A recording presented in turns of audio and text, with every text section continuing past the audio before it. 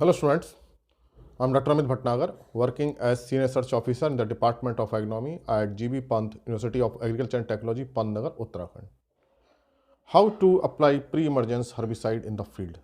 हम जो herbicide use करते हैं जनरली प्री इमरजेंस या पोस्ट इमरजेंस होते हैं, लेकिन जो प्री इमरजेंस हर्बिसाइड्स हैं तो उसके लिए what should precaution we should take care of, हमें कौन सी प्रिकॉशन लेनी चाहिए, किस तरह से हम करें so that there is a maximum benefit of this herbicides.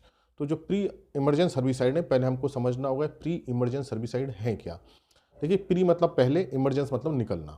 तो वो हर्बिसाइड जो वीड्स की ग्रोथ से, जो वीड्स की जो जर्मिनेशन हो रहा है, इमरजेंस हो रहा है, वीड्स के सॉइल सरफेस के ऊपर आने से पहले ही जो स्प्रे कर दिए जाते हैं उनको बोलते हैं प्री इमरजेंस हर्बिसाइड। तो यहाँ इमरजेंस जो वीड्स का है उससे पहले ही, प्री इमरजेंस मतलब इमरजेंस से पहले हम जो हर्बिसाइड स्प्रे करते हैं वो कहलाते हैं प्री इमरजेंस हर्बिसाइड। अब होता क्या है, जब हम खेत तैयार करते हैं और सीड की सोइंग करते हैं तो वीड्स पहले निकलाते हैं, वीड्स 3 या 4 दिन के अंदर इमर्ज होने शुरू हो जाते हैं। तो इसका मतलब हमको इन हर्बिसाइड्स को 3 या 4 दिन से पहले हमको स्प्रे करना चाहिए। So that's why pre emergence herbicides are applied just after sowing. तो मतलब यह कि जो प्री इमरजेंस हर्बिसाइड है, सोइंग करने के तुरंत बाद हमको इसका स्प्रे कर देना चाहिए। If it is not possible because of any reason, अगर ऐसा नहीं हो पाया कि आज हमने सोइंग करी और आज हम उसका स्प्रे नहीं कर पाए, तो हमको 2 या 3 दिन के अंदर, हार्डली 3, ज़्यादा से ज़्यादा 3 दिन के अंदर इसको हमको स्प्रे कर देना चाहिए। तो जो बेस्ट टाइम है वो तो यही है कि जस्ट आफ्टर सोइंग। अगर आप नहीं कर पा रहे हैं तो 1 दिन का वेट कर सकते हैं, 2 दिन का, हार्डली 3 दिन के अंदर इसको हमें स्प्रे कर देना चाहिए। Otherwise weeds will start to germinate and there will be no effect of such type of herbicide. तो इस तरह के जो हर्बिसाइड हैं जो सोइंग के तुरंत बाद स्प्रे किए जाते हैं। अब प्रॉब्लम क्या है कि जो फार्मर्स हैं वो इन हर्बिसाइड का स्प्रे 4, 5, 6, 7 दिन बाद करते हैं और उस समय तक वीड्स इमर्ज कर जाते हैं। तो उस समय जब वीड्स इमर्ज कर जाए, जब उसमें लीफ आ जाए, उस समय प्री इमरजेंस हर्बिसाइड यूज़ नहीं करते हैं, उस समय पोस्ट इमरजेंस हर्बिसाइड यूज़ करते हैं। तो पोस्ट इमरजेंस तब करते हैं जब वीड्स निकलाएं, प्री इमरजेंस वीड्स के ज़मीन से निकलने से पहले ही करते हैं। तो एक तो time of application is very important, ये प्रिकॉशन बहुत इंपॉर्टेंट है कि हम जैसे ही बुआई करें, सोइंग करें, उसको तुरंत बाद स्प्रे करें। Secondly, there should be sufficient moisture in the soil, क्योंकि ये जो स्प्रे किया जाता है सॉइल की सरफेस के ऊपर किया जाता है। अब ये अगर मॉइस्चर होगा तो ये मॉइस्चर में डिजोल्व हो जाएंगे हेर्बिसाइड, और जो जर्मिनेटिंग सीड्स होते हैं एक्चुअली वो इसको एब्जॉर्ब कर लेते हैं।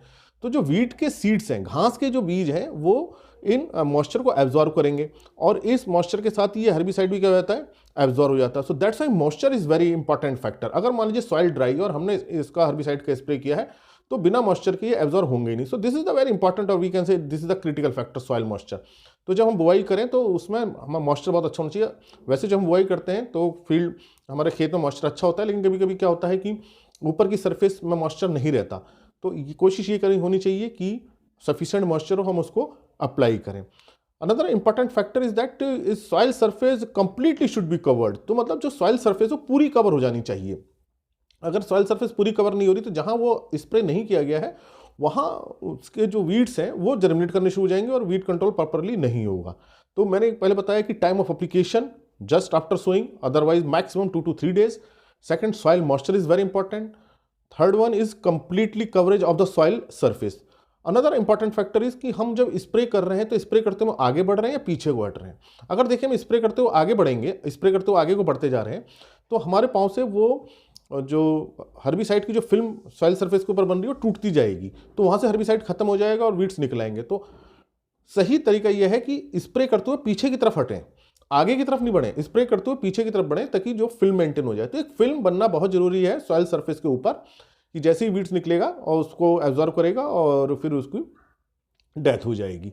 तो ये एक बहुत इंपॉर्टेंट फैक्टर है कि हमारा मूवमेंट कैसे है, स्प्रे करते हुए फॉरवर्ड या बैकवर्ड। तो बैकवर्ड मूवमेंट हो चाहिए, स्प्रे करते जाए, पीछे की तरफ हटते जाएं और कंप्लीटली सॉइल कवरेज हो। तो ये इंपॉर्टेंट फैक्टर मैंने आपको बताया।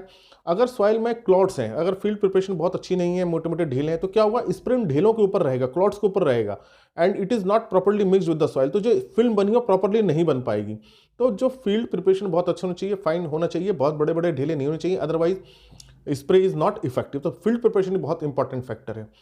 अनदर इंपॉर्टेंट फैक्टर यह है कि अगर हम स्प्रे करते हैं तो सोलर रेडिएशन से या यूवी रेडिएशन से इनकी इफिशियंसी कम हो जाती है और मॉइस्चर भी नहीं मिल पाता दिन के समय, सोलर रेडिएशन से मॉइस्चर लॉस होता है। तो इसका स्प्रे हम सुबह या शाम के समय करें। बेटर ये होता है कि अगर हम शाम के समय स्प्रे कर देते हैं इन प्री इमरजेंस हर्बिसाइड का, तो रात भर क्या होता है कि चूंकि ओस में रहेगी या सूरज की रोशनी नहीं रहेगी तो ये ओस के साथ नीचे चले जाएंगे, अच्छी तरह से मिक्स हो जाएंगे। दूसरा, सोलर रेडिएशन भी नहीं मिलेगा उस समय टेम्परेचर ज़्यादा नहीं होगा तो इनकी इफिशियंसी भी कम नहीं होगी, मतलब डिस्ट्रॉय नहीं होंगे। तो ये बहुत इंपॉर्टेंट फैक्टर है हमारा प्री इमर्जेंस हर्बिसाइड। जो प्री इमर्जेंस हर्बिसाइड है बहुत कॉमनली जो यूज़ किया जाता है पेंडिमेथिलिन यूज़ किया जाता है, बहुत क्रॉप्स में यूज़ किया जाता है। एट्रोजिन जो है शुगर केन में यूज़ करते हैं, मेज में यूज़ करते हैं।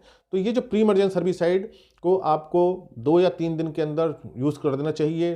अदरवाइज तो इसको हम सोएंगे तुरंत बाद यूज़ करना चाहिए। सॉइल मॉइस्चर बहुत अच्छा होना चाहिए, खेत में ढीले नहीं होने चाहिए, पूरा सॉइल कवरेज होनी चाहिए और स्प्रे करते समय पीछे की तरफ बढ़ना चाहिए, आगे की तरफ नहीं जाना चाहिए। ये बहुत इंपॉर्टेंट है क्योंकि अगर हम किसी को लेबर को लगाते हैं काम पे और वो स्प्रे करते हो आगे जल्दी जल्दी काम करते ना चाहते हैं, स्प्रे करते हो आगे बढ़ते हैं और पाँव से वो फिल्म टूटती जाती है, क्योंकि हम स्प्रे करते हैं ना उस स्प्रे के ऊपर भी हम चल रहे हैं तो वो स्प्रे खराब हो जाता है।